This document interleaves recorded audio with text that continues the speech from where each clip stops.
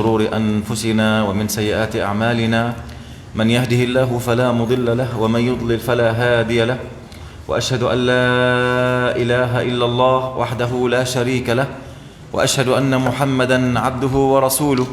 اللهم صل وسلم وبارك على نبينا محمد وعلى آله وأصحابه أجمعين. أما بعد، حياكم الله جميعا أيها الإخوة والأخوات، وأسأل الله رب العالمين أن يجعلني وإياكم من الذين يستمعون القول فيتبعون أحسنه، أولئك الذين هداهم الله وأولئك هم أولو الألباب. أيها الإخوة، توقفنا في اللقاء السابق عند قول الله عز وجل: وقال الذين لا يعلمون لولا يكلمنا الله أو تأتينا آية، كذلك قال الذين من قبلهم مثل قولهم تشابهت قلوبهم قد بينا الآيات لقوم يوقنون إنا أرسلناك بالحق بشيرا ونذيرا ولا تسأل عن أصحاب الجحيم. بسم الله الرحمن الرحيم. الحمد لله رب العالمين وبه نستعين على أمور الدنيا والدين، وأشهد أن لا إله إلا الله وحده لا شريك له، وأشهد أن محمدا عبده ورسوله صلى الله عليه وعلى آله وأصحابه ومن تبعهم بإحسان إلى يوم الدين. Alhamdulillah, setelah Syekh membuka majelis kita ini dengan memuji Allah Subhanahu wa taala, kemudian juga dengan bersyahadatain, kemudian juga dengan bersalawat kepada Rasulullah sallallahu alaihi wasallam, keluarga beliau, sahabat beliau, dan seluruh orang yang mengikuti beliau dengan baik hingga hari kiamat. Beliau pun mengucapkan kepada kita semua selamat kepada para ikhwah dan para akhwat maghrib kali ini untuk kembali kita bermujalasah, mengadakan majlis yang tayyib ini, majlis yang baik ini. Kemudian beliau berdoa semoga Allah Subhanahu wa taala menjadikan kita bagian dari orang-orang yang mau mendengarkan ilmu kemudian mengikuti yang terbaik dari yang kita dengarkan, dari ilmu-ilmu yang kita pelajari. Itulah orang-orang yang akan diberi petunjuk, itulah orang-orang yang akan dibimbing oleh Allah Subhanahu wa taala. Kemudian Syekh mengatakan bahwa kita telah sampai pada ayat untuk maghrib kali ini, yaitu Al-Baqarah ayat 118 dan 119. Allah Subhanahu wa taala berfirman, wa qala alladziina la ya'lamun, dan telah berkata orang-orang yang tidak berilmu, dan telah berkata orang-orang yang jahil, laula yukallimunallah, kenapa Allah sih enggak langsung ngomong ke kami, kenapa sih Allah tak berbicara kepada kami pada risalah atau ayat atau wahyu yang turun kepadamu Muhammad, au ta'tina ayat, atau kenapa pula ayat itu tidak turun kepada kami, kenapa Jibril tidak membawa ayat itu kepada kami, kenapa Jibril tidak mendatangkan dan menyampaikan wahyu itu kepada kami. Kadzalika qala alladziina min qablihim, begitu juga orang-orang sebelum mereka telah mengatakan mithla qaulihim, seperti perkataan orang-orang kafir yang mengatakan perkataan tadi kepada Nabi sallallahu alaihi wasallam, tashabahat qulubuhum, hati-hati mereka mirip, qad bayyana al-ayati liqaumi yuqinun, sungguh-sungguh kami telah jelaskan ayat-ayat kami itu terhadap kaum yang mau meyakini ayat-ayat tersebut. Inna arsalnaka bil haqqi basyiran wa nadhira, sesungguhnya kami telah mengutusmu Muhammad dengan al-haq, dengan kebenaran, sebagai pemberi berita kebaikan, sebagai pemberi peringatan. Wala tus'alu an ashabil jahim, kamu Muhammad tidak bertanggung jawab dan tidak akan ditanya-tanya nantinya tentang penduduk neraka jahanam. Ayyuhal ikhwah, hadha huwa النوع 11 من قبائح اليهود والنصارى والمشركين. وفي هذه الآية مسائل. المسألة الأولى أن الله عز وجل بعد أن بين قبائح اليهود والنصارى والمشركين من قدحهم في توحيد رب العالمين في الآية السابقة بقولهم وقالوا اتخذ الله ولدا والعياذ بالله، في هذه الآية بين الله عز وجل أيضا قدحهم في نبوة نبينا صلى الله عليه وسلم. بين كما بين في الآية السابقة قدحهم في توحيد الله بقولهم اتخذ الله ولدا، بين الله عز وجل قدحهم في نبوة النبي صلى الله عليه وعلى آله وصحبه وسلم. Ayyuhal ikhwah wal akhawat, ma'asyiral muslimin wal muslimat, azani Allah wa iyyakum. Kata Syekh hafizahullah wa ra'ah, ini adalah masalah yang ke-11 yang menerangkan tentang keburukan orang-orang kafir,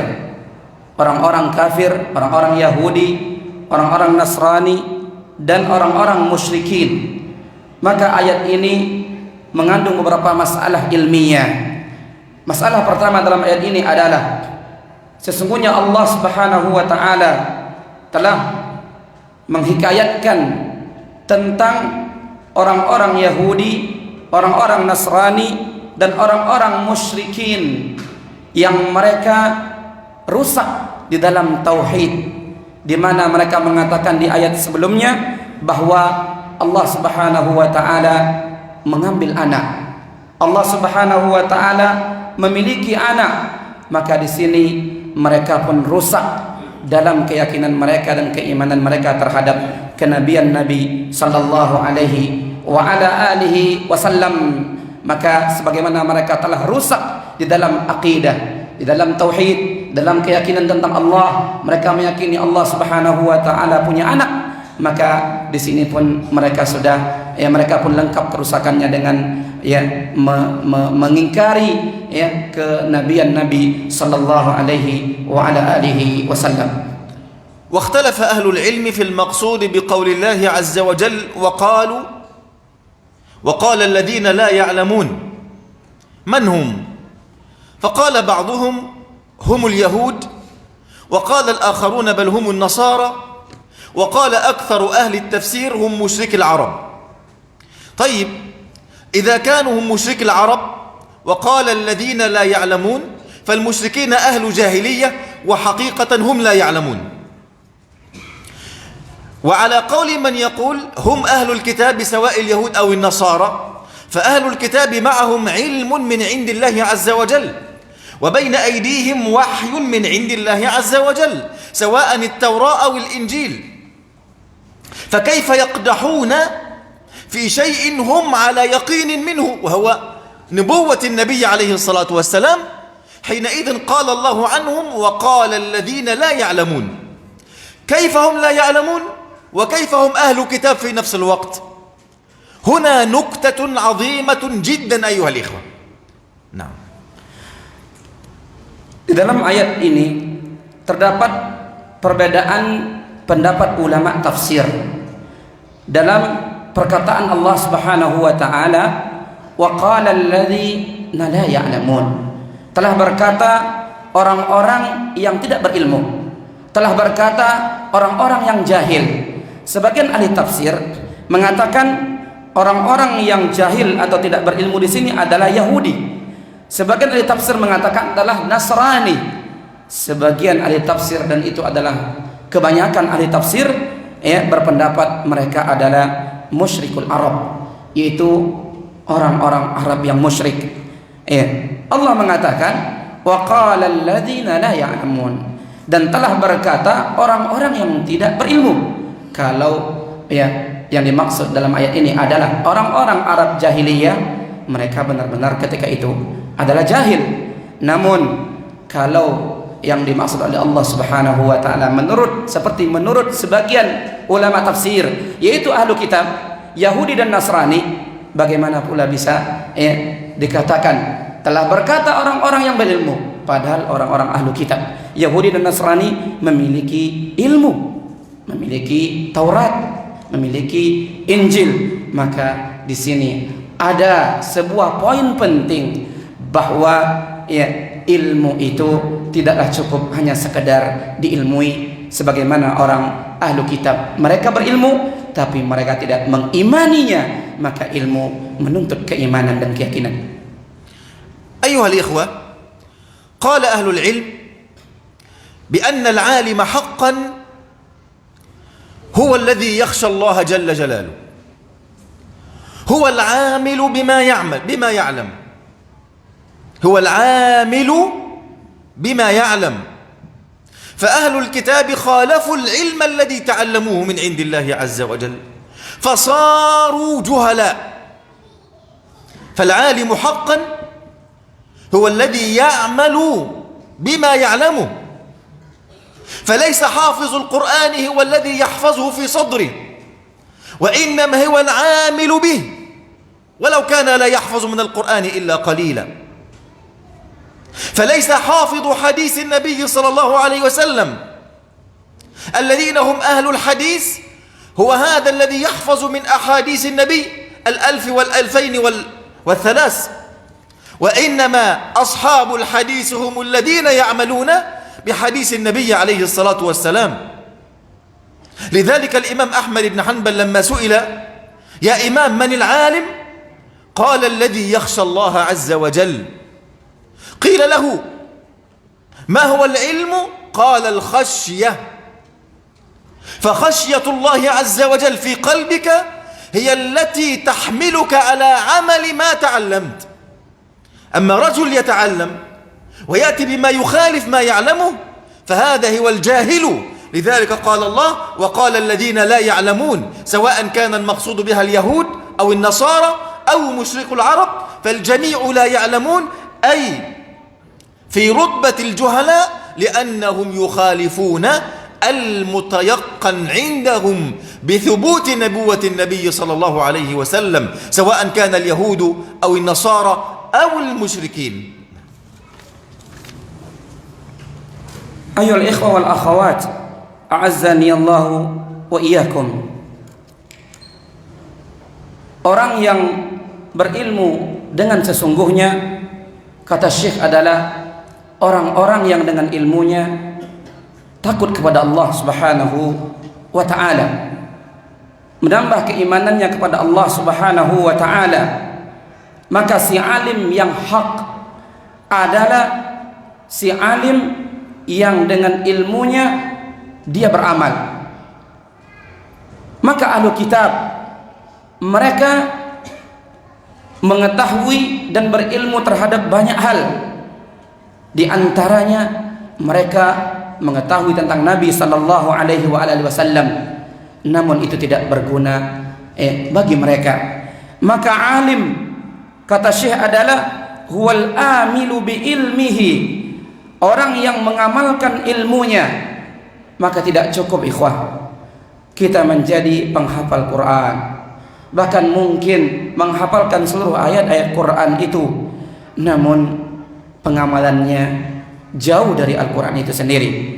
Begitu juga al-hafiz li ahaditsin Nabi, kita mungkin menghafalkan hadis-hadis Nabi sallallahu alaihi wasallam dengan jumlah yang banyak, namun kita tidaklah disebut seorang yang alim dengan hadis Nabi sampai kita mengamalkannya. Karena itulah Imam Ahmad rahimahullah pernah ditanya, manil alim, siapa yang alim itu? Kata Imam Ahmad rahimahullah, al-alimul ladzi yakhshallah. Alim adalah orang yang takut kepada Allah Subhanahu wa ta'ala.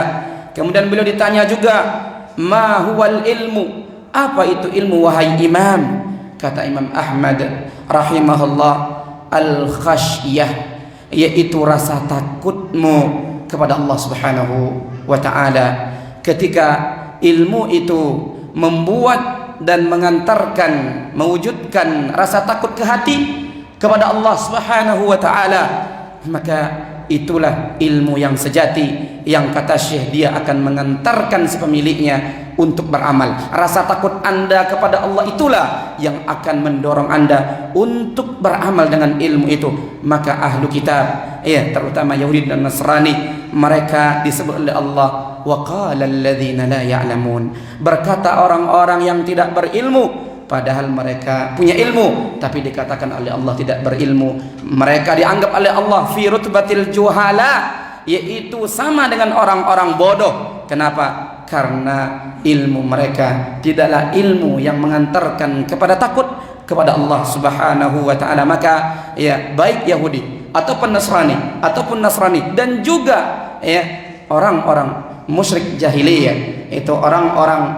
Quraisy yang kafir kepada Rasulullah, semua mereka disebut dalam ayat ini tidak berilmu, karena mereka tidaklah mengimani Nabi sallallahu alaihi wasallam, padahal dengan mudah mereka mengetahui bahwa Nabi adalah hak, yaitu utusan Allah Subhanahu wa ta'ala.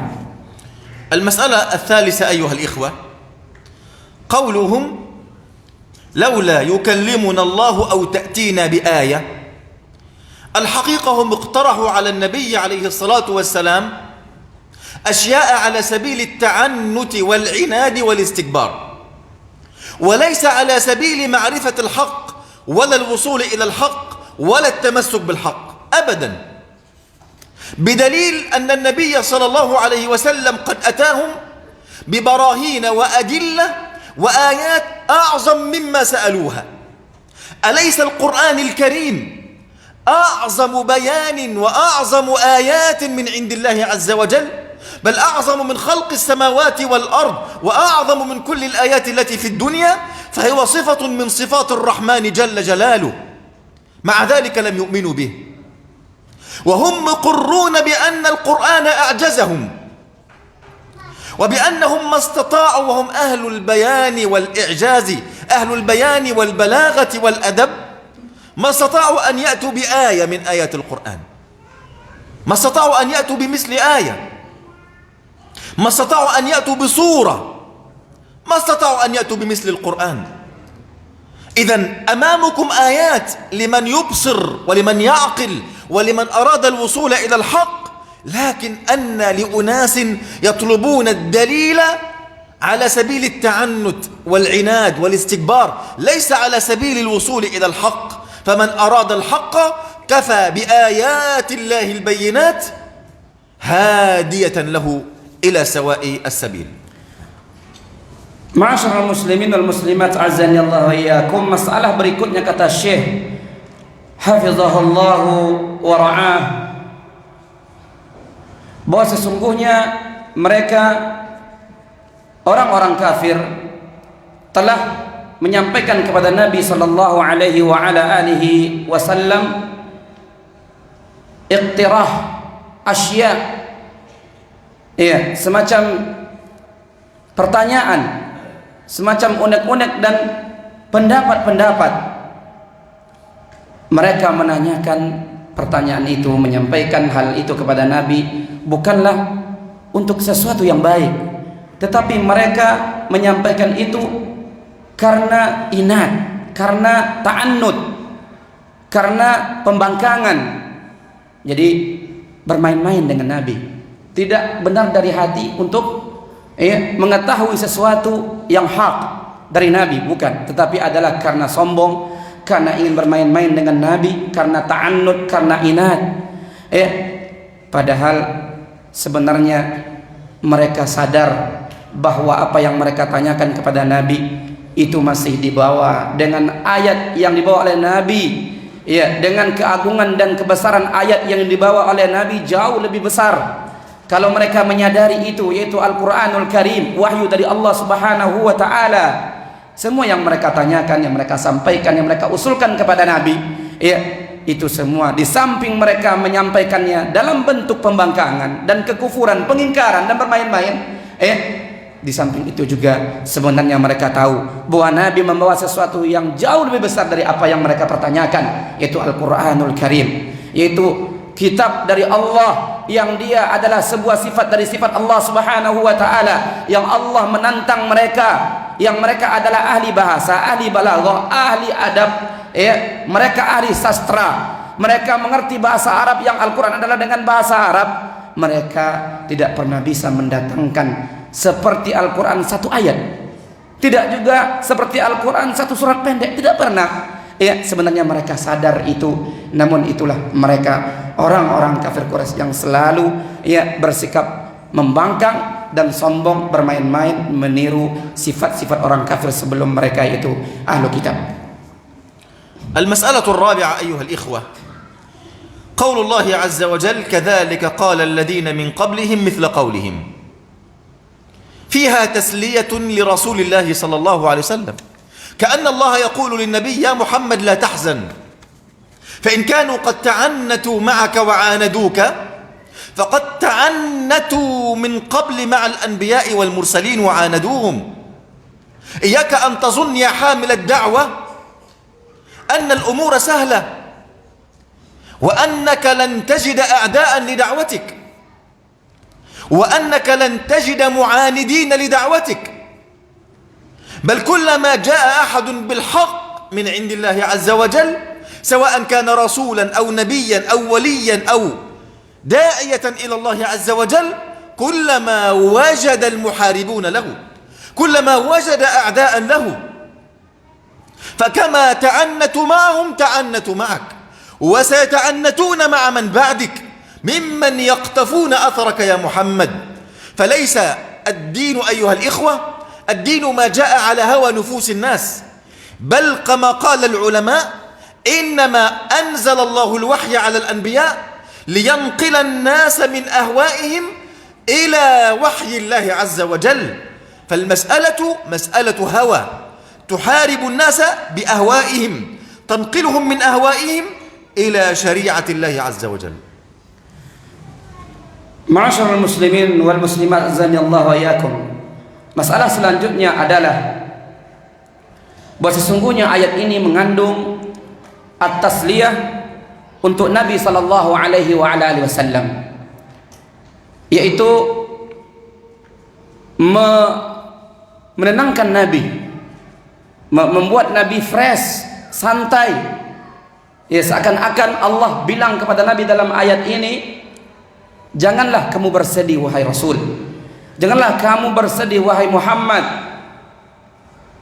bahwa sebagaimana kamu sekarang mendapati sikap-sikap yang gak baik dari orang-orang kafir dalam dakwamu, sesungguhnya juga para nabi dan rasul sebelummu juga telah dahulu mendapatkan seperti sikap-sikap yang kamu rasakan saat ini. Maka wahai para dai, jangan kamu menyangka ketika kamu melangkah di jalan dakwah kamu merasa aman dari gangguan-gangguan, dari permainan-permainan, dari ta'annud, yaitu mengejek dan ejekan serta menyakiti. Maka sejatinya tugas kita adalah berat, yaitu bagaimana kita menyelisihi hawa, bahwa sejatinya Allah menginginkan dengan syariat ini kita berpindah dari hawa kecondongan kepada syariat Allah Subhanahu wa ta'ala. Bukan kita mengikuti keinginan orang banyak, tapi kita ingin menjadi orang-orang yang berjalan di jalan Allah Subhanahu wa ta'ala. المسألة التالية أيها الإخوة تشابه أهل الباطل من لدن بدء الخليقة إلى يوم القيامة.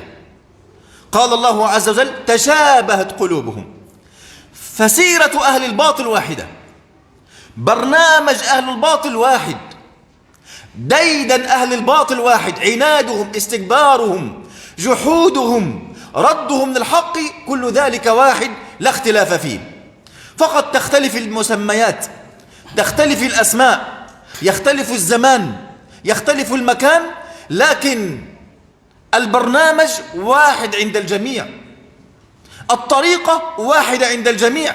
تشابهت قلوبهم، قلب فرعون مثل قلب أبو جهل، مثل قلب أبو لهب، مثل قلب كل الكافرين في كل زمان ومكان. لماذا؟ لأن مادة الشر الذي يسقيها هو إبليس، هو إبليس. لذلك هذا الماء الذي يعطيهم إبليس في قلوبهم ونفوسهم الخبيثة واحد، مادته من إبليس. لذلك تتشابه القلوب والعياذ بالله، وتتشابه الأفكار في العناد والاستكبار والجحود ورد الحق والعياذ بالله. فلا تحزنوا يا أهل الحق فإنما هي سنة كونية.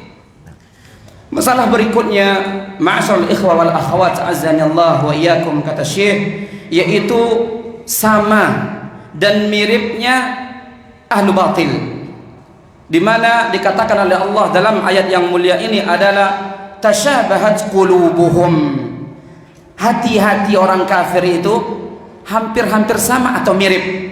Ya, mulai dari orang kafir dari awal penciptaan manusia sampai dengan orang kafir yang ada pada hari kiamat nanti, bahwa daidannya mereka, syiarnya mereka, ya, simbolnya mereka, bahwa semboyan mereka, ya, bahwa ya perlakuan mereka adalah satu, walaupun mungkin beda nama, beda ya sebutan, beda waktu, beda tempat tetapi hakikatnya materinya sama, intinya sama, sikap mereka sama. Hati Fir'aun sama dengan hati Abu Lahab, hati-hati orang kafir di zaman Nabi sama dengan hati-hati orang kafir sebelum zaman Nabi sallallahu alaihi wasallam. Kenapa? Karena materi pengingkarannya satu, sumbernya itu dari iblis laknatullah alaih. Sebagaimana juga dulu iblis menyampaikan itu kepada orang-orang sebelum orang-orang kafir di zaman Nabi, begitu pula juga disampaikan oleh iblis laknatullah alaih kepada orang-orang kafir di zaman Nabi sallallahu alaihi wasallam. Maka jangan kita bersedih wahai para kaum mukminin, wahai para dai, bahwa itu adalah sunnah Allah di dalam penciptaan Allah dalam jalan dakwah ini. المسألة الأخيرة أيها الإخوة في هذه الآية قوله جل جلاله قد بينا الآيات لقوم يوقنون. البيان قد حدث بالقرآن الكريم أيها الإخوة، البيان قد حدث وتم بآيات وبينات القرآن الكريم، فالقرآن الكريم فيه بيان للناس. قد بينا أي أظهرنا الآيات لقوم يوقنون. وقد قال النبي صلى الله عليه وسلم ما من الأنبياء نبي إلا وقد أوتي من البينات ما آمن على مثله البشر، وإنما كان الذي أوتيته وحيا من عند الله، فأرجو أن أكون أكثرهم تابعا يوم القيامة. فإن آيات القرآن أيها الإخوة واضحة غاية الوضوح، لكن من الذي يستمد البيان من القرآن؟ من الذي يهتدي بدلالات القرآن؟ من الذي يزداد إيمانا كلما تليت عليه آيات الرحمن؟ ومن الذي يزداد شقاء كلما سمع القرآن؟ الذي يزداد إيمانا الموقنون، الموقنون بأن هنالك يوم آخر فلا يظلمون البشر هنا لأنهم يعلمون أن الملك الحق هنالك، الموقنون بأن هنالك جنة لا يضعون أعينهم على ما أعطى الله غيرهم لا حسدا ولا حقدا، وإنما غنى القلب هو لعلمهم بأن هنالك جنة عرضها السماوات والأرض. الموقنون أيها الإخوة، الموقنون بأن هنالك حساب وعقاب، جنة ونار، حينئذ لا يظلمون، لا يحسدون، لا يحقدون. أيها الإخوة، هذا هو قول الله عز وجل قد بينا الآيات لقوم يوقنون. من أراد الإيمان فليؤمن، ومن أراد الكفر فليكفر. يا محمد ليس عليك هداهم، هذا هو معنى الكلام. نعم. Masalah selanjutnya, ma'asyiral ikhwah wal akhawat azanallahu wa iyyakum, kata Syekh, yaitu masalah yang diambil dari perkataan Allah Subhanahu wa taala, qad bayyannal ayati liqaumi yuqinun. Sungguh kami telah jelaskan ayat-ayat kami itu terhadap kaum yang yakin. Kata Syekh hafizahullah wa ra'ah, di sini jelas Allah katakan bahwa Allah telah menjelaskan ayat-ayatnya, bahwa apa yang datang di dalam Al-Quran terhadap manusia Allah telah sampaikan dengan jelas, di mana saking jelasnya orang-orang yang ahli dari bahasa Arab, dalam berbahasa Arab dari kalangan kafir Quraisy, mereka tidak sanggup untuk menandinginya, tidak sanggup mendatangkan seperti Al-Quran, menunjukkan bahwa Al-Quran itu adalah jelas, dan mereka yakin itu adalah jelas Al-Quran dari Allah Subhanahu wa ta'ala. Dan Nabi mengatakan dalam sebuah hadis, ma minal anbiya'i nabiyyun, tidak ada seorang nabi dari nabi-nabi sebelumku, illa utiya minal ayati ma mithluhu amana alaihi al-bashar, melainkan diberikan kepadanya ayat-ayat yang dengan itu manusia-manusia akan beriman dengannya. Wa innama kana alladhi utitu wahyan, sesungguhnya yang diberikan kepadaku adalah wahyu auhallahu ilaih, yang telah Allah wahyukan kepadaku. Fa arju an akuna aktsarahum tabi'an yaumal qiyamah. Maka aku berharap dengan Al-Quran ini memiliki pengikut terbanyak pada hari kiamat. Maka kata Syekh Hafizahullah, ayat Al-Quran itu wadihah, ayat-ayat Allah itu adalah jelas. Tetapi masalahnya kata Syekh, siapa yang mau dan siapa yang bisa, siapa yang nyata berpetunjuk dengan Al-Quran, atau siapa pula yang akan bertambah imannya dengan Al-Quran. Sebaliknya siapa pula yang akan bertambah kekufurannya dan pengingkarannya, pembangkangannya dengan Al-Quran. Yang bertambah keimanannya dengan Al-Quran, yang mendapatkan petunjuk dengan Al-Quran, al-muqinun, orang-orang yang yakin. Maksudnya kata Syekh Hafizahullah wa ra'ah, orang-orang yang yakin di sana ada surga, orang-orang yang yakin di sana ada hari kebangkitan, orang-orang yang yakin di sana ada hisab, di sana ada an-nar, di sana ada neraka, ada surga yang luasnya seluas langit dan bumi. Di sana ada pembagian catatan amal sehingga mereka la yazlimun. Mereka enggak mau menzalimi siapapun. Mereka enggak akan mau hasad kepada siapapun. Mereka tak akan mau mengganggu siapapun. Maka tinggal kita pilih sebagai manusia yang bisa berinteraksi dengan Al-Quran ini. Siapa yang ingin beriman, maka silakan dia beriman. Siapa yang ingin kafir, silakan juga dia kafir. ثم قال الله عز وجل إنا أرسلناك بالحق بشيرا ونذيرا ولا تسأل عن أصحاب الجحيم. في هذه الآية أيها الإخوة بين الله عز وجل الأدلة على صدق نبوة النبي عليه الصلاة والسلام. بين الأدلة على صدق نبوته صلى الله عليه وسلم. Ayyuhal ikhwa wal akhawat azani Allah wa iyyakum. Kemudian Allah Subhanahu wa taala berfirman, "Inna arsalnaka bil haqqi basyiran wa nadhira wa la tus'alu an ashabil jahim." Sesungguhnya kami telah mengutusmu Muhammad dengan hak sebagai pemberi berita gembira dan pemberi peringatan, dan kamu Muhammad tidak akan ditanyakan tentang penduduk neraka jahanam. Dalam ayat ini kata Syekh Hafizahullah terdapat penjelasan dari Allah Subhanahu wa taala terhadap kebenaran dalil terdapat dalil-dalil yang menunjukkan kebenaran kenabian Nabi sallallahu alaihi wasallam. Nah, azanul masjid. Baik. Azan dulu mungkin. Tafadhal. Barakallahu fiik.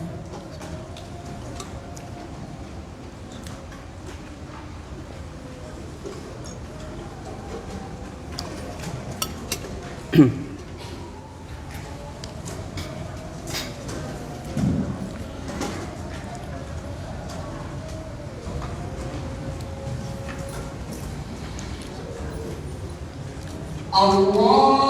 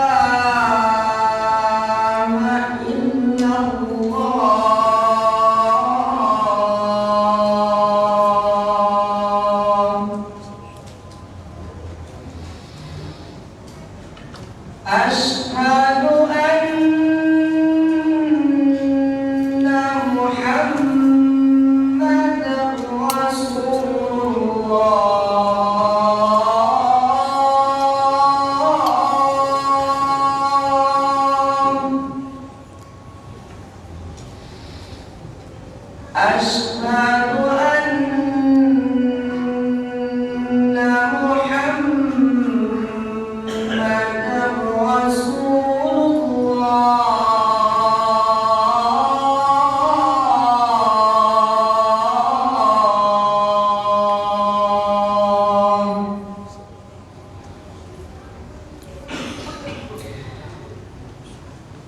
حي على الصلاة.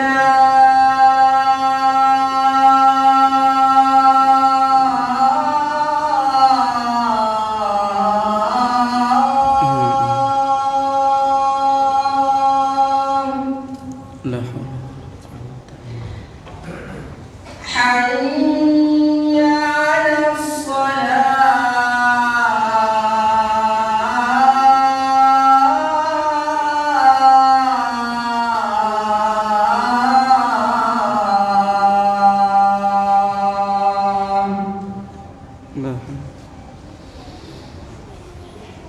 حي على الفلاح.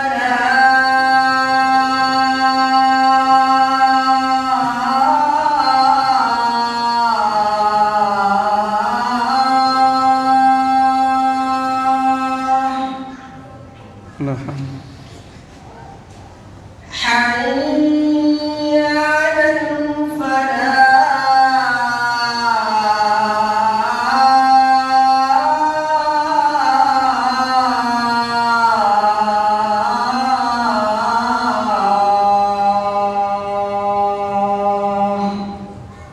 لا. الله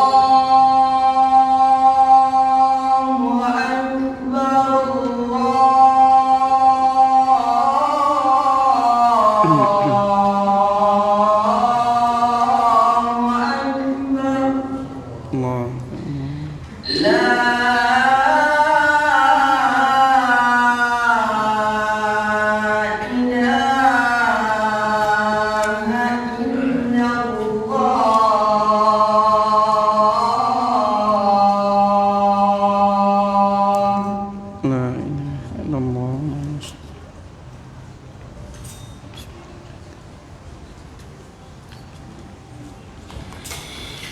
الحمد لله رب العالمين، وأشهد أن لا إله إلا الله وحده لا شريك له، وأشهد أن محمدا عبده ورسوله. أما بعد، في قول الله عز وجل: إنا أرسلناك بالحق بشيرا ونذيرا. أيها الإخوة، أدلة واضحة على صدق نبوة النبي عليه الصلاة والسلام، وهنا ثلاثة أدلة. الدليل الأول والثاني في قوله إنا أرسلناك، والدليل الثالث في قوله بالحق. الدليل الأول في نفس الرسالة، رسالة النبي عليه الصلاة والسلام، في توقيت الرسالة في الزمان الذي أرسل فيه النبي عليه الصلاة والسلام، وهذا في قول إنا أرسلناك. الدليل الثاني في صفات النبي عليه الصلاة والسلام التي لم يختلف عليها اثنان، فجميع أهل الجاهلية كانوا يلقبونه بالصادق الأمين صلى الله عليه وعلى آله وصحبه وسلم، إلى غير ذلك من الأدلة. هذا الدليل الأول والثاني في قوله إنا أرسلناك. الدليل الثالث في قوله بالحق، والنبي جاء بالحق قرآنا وسنة، الذي لا ريب فيه أنه من عند الله عز وجل، كما سيأتي بيان. Ma'asyiral ikhwah, azan Allah wa yakum. Kemudian Syekh kembali membuka majlis kita ini setelah azan tadi, itu dengan memuji Allah Subhanahu wa taala. Kemudian beliau bersyahadatain, kemudian beliau mengatakan amma ba'du. Ya, beliau mengatakan, Allah berfirman, inna arsalnaka bil haqqi basyiran wa nadhira. Ya, sesungguhnya Allah telah mengutus engkau Muhammad dengan hak, ya, sebagai membawa berita gembira dan peringatan. Di dalam ayat ini kata Syekh terdapat adillah, ya, dalil-dalil yang wadihah, yang jelas, yang menunjukkan terhadap kebenaran kenabian Nabi Muhammad sallallahu alaihi wasallam. Ada 3 dalil kata beliau. Pertama adalah dari perkataan Allah inna arsalnaka. sesungguhnya kami telah mengutusmu. Di sini jelas. Ini pertama. Kata Allah, sesungguhnya kami telah mengutusmu. Kedua, dalilnya adalah bil haq, dengan kata-kata Allah dengan kebenaran. Maka dalil pertama kata Syekh Hafizahullah, fi nafsir risalah, yaitu pada risalah atau pesan yang dibawa oleh Nabi sallallahu alaihi wasallam. Tentu pada waktunya, pada zamannya, di waktunya tiba Nabi pun diangkat jadi nabi, kemudian diangkat jadi rasul. Itu dengan inna arsalnaka. Jadi Nabi benar-benar telah Allah utus.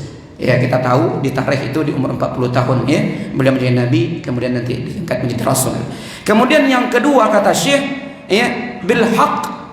Bil haq ini yaitu fi sifatin nabi, menunjukkan bahwa nabi itu benar-benar nabi yang diutus oleh Allah dengan benar, dengan hak, dalam sifat-sifat beliau yang tak berbeda manusia tentang beliau.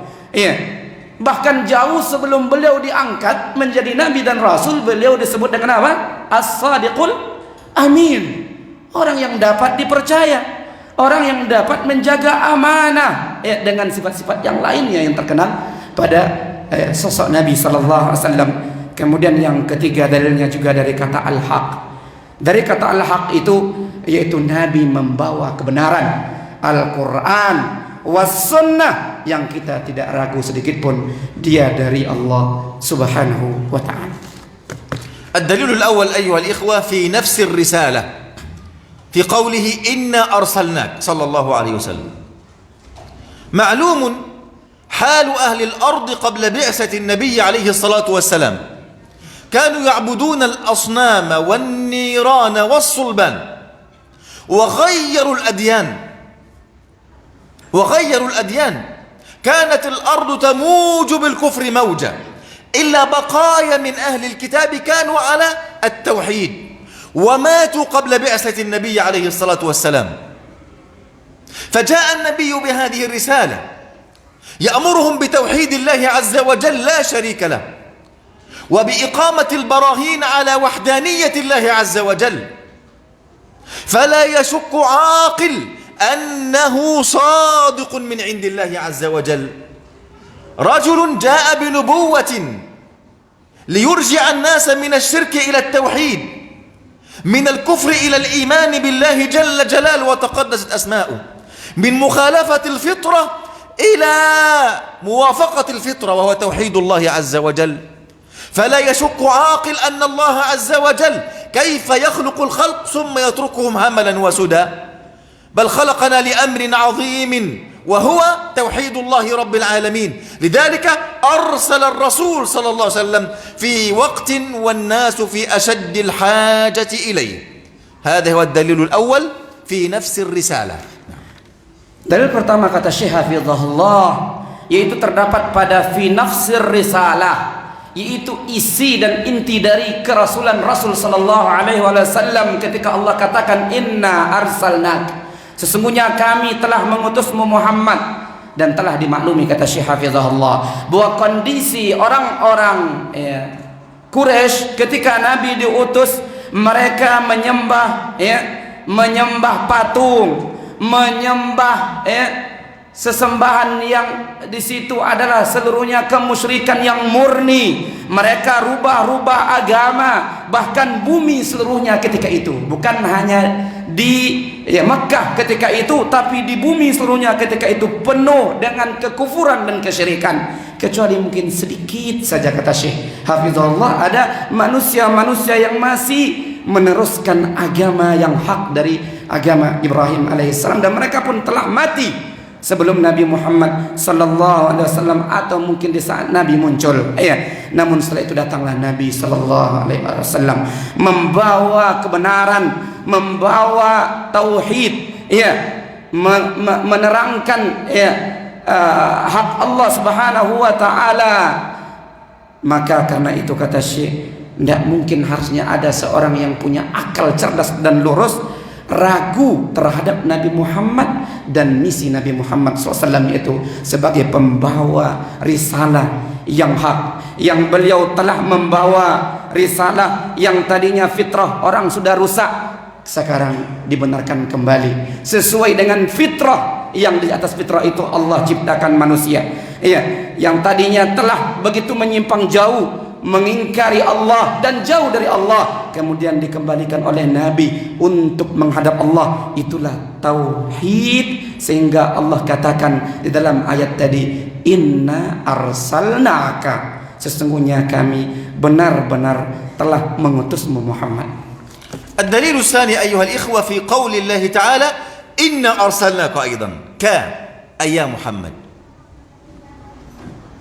من عرف أيها الإخوة قبل بعثة النبي عليه الصلاة والسلام، من وقف على أخبار النبي، من وقف على صفات النبي صلى الله عليه وسلم، من وقف على أخلاقه، على هديه، وعلى كمال تلك الصفات التي لن توجد وتكتمل في رجل غير الأنبياء والمرسلين، وازدادت هذه الأخلاق نورا وبهاء وكمالا بنزول الوحي المبارك من السماء، لا يشك عاقل أبدا في صدقه صلى الله عليه وسلم.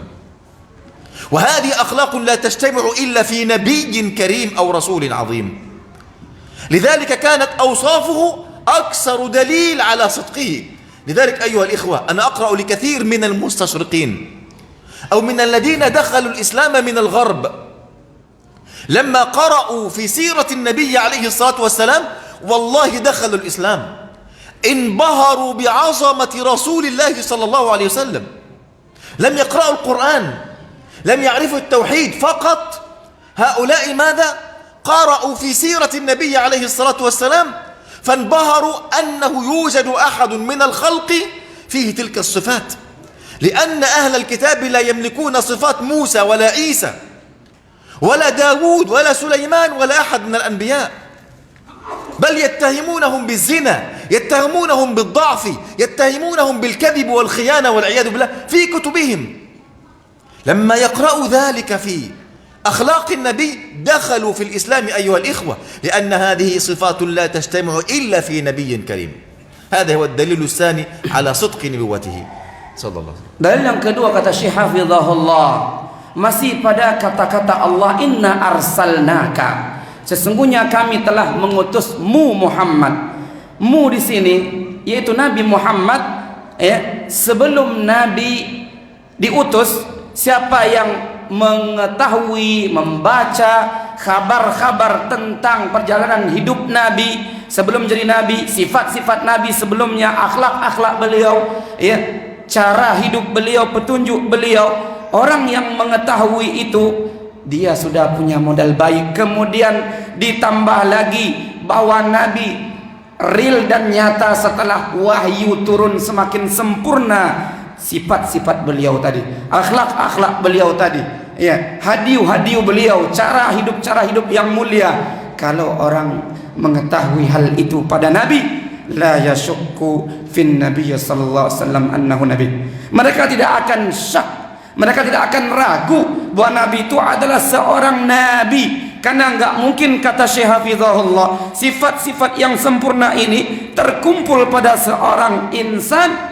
melainkan seorang Nabi.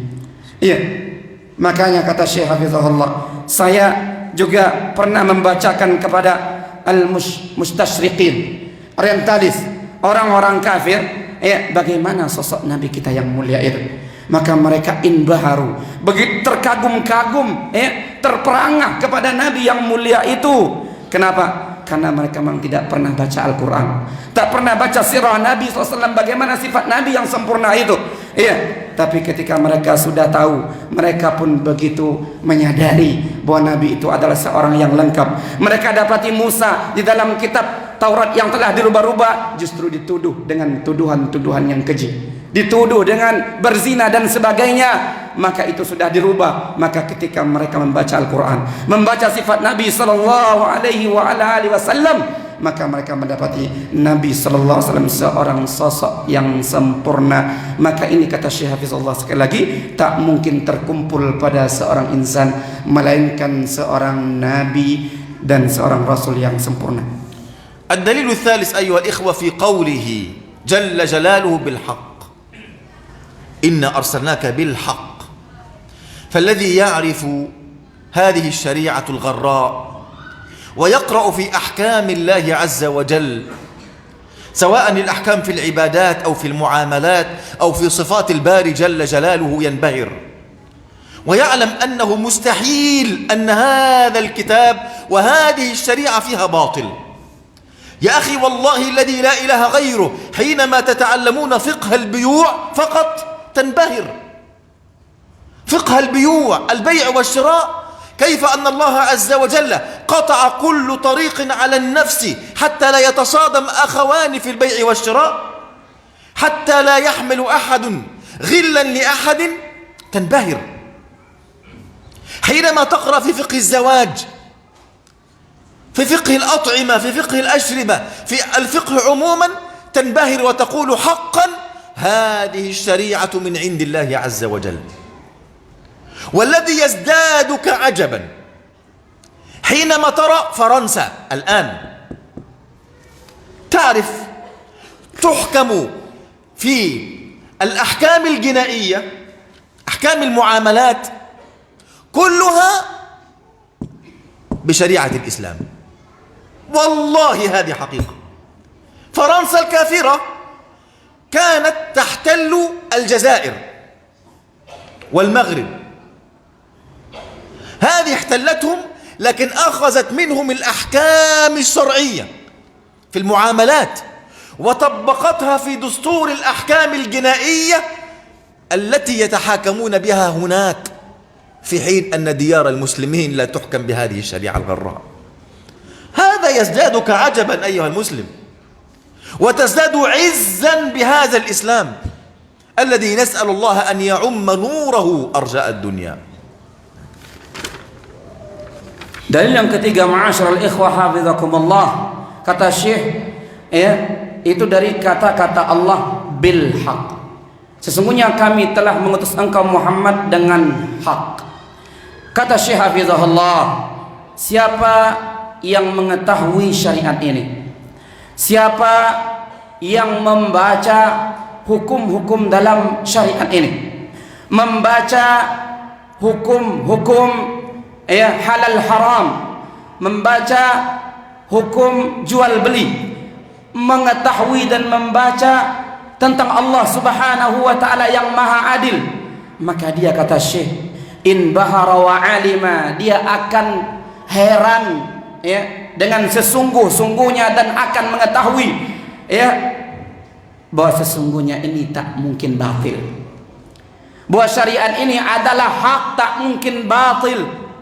Coba perhatikan kata Syekh, bagaimana dalam syariat ini fiqhul buyu, fiqih aturan dalam Islam tentang jual beli, di mana Allah Subhanahu wa ta'ala memotong dan menutup seluruh pintu-pintu kerusakan di situ, sehingga tidak ada di situ ghil, kedengkian, tidak ada hiqd dan hasad, permusuhan.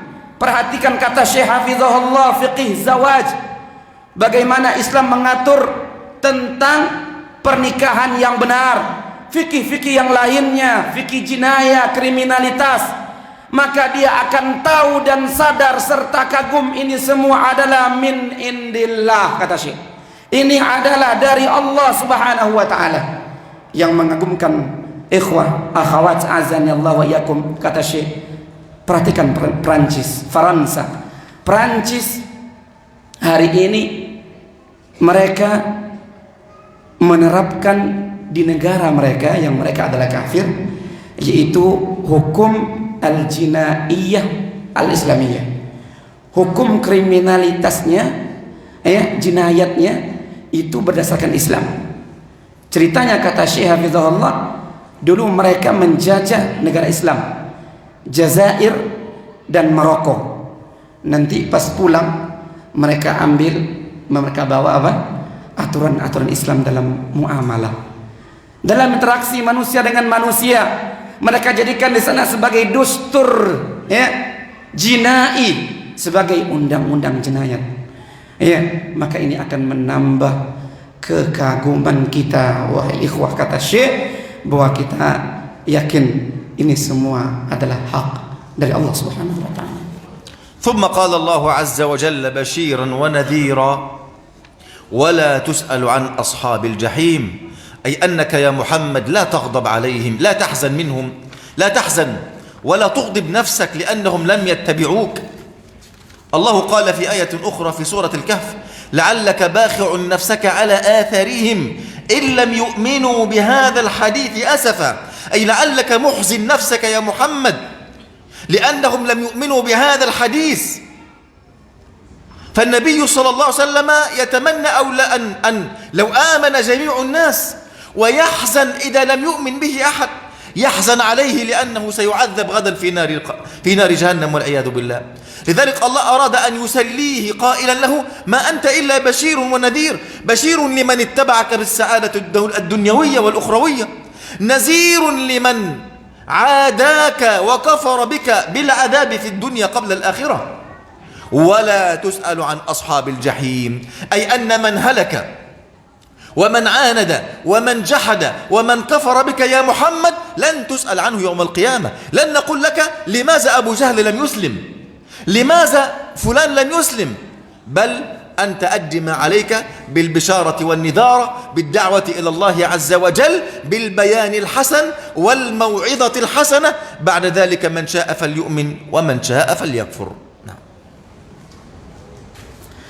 Ayuhal ikhwah hafizakumullah, kata Syekh, Allah melanjutkan dalam ayat yang mulia ini, basyiran wa nadhira, kami mengutus engkau Muhammad sebagai pemberi berita gembira dan pemberi peringatan. Kata Syekh hafizahullah, maksudnya Allah mengatakan kepada nabinya, janganlah kamu bersedih Muhammad, ya, sikap dari orang-orang yang kamu dakwai.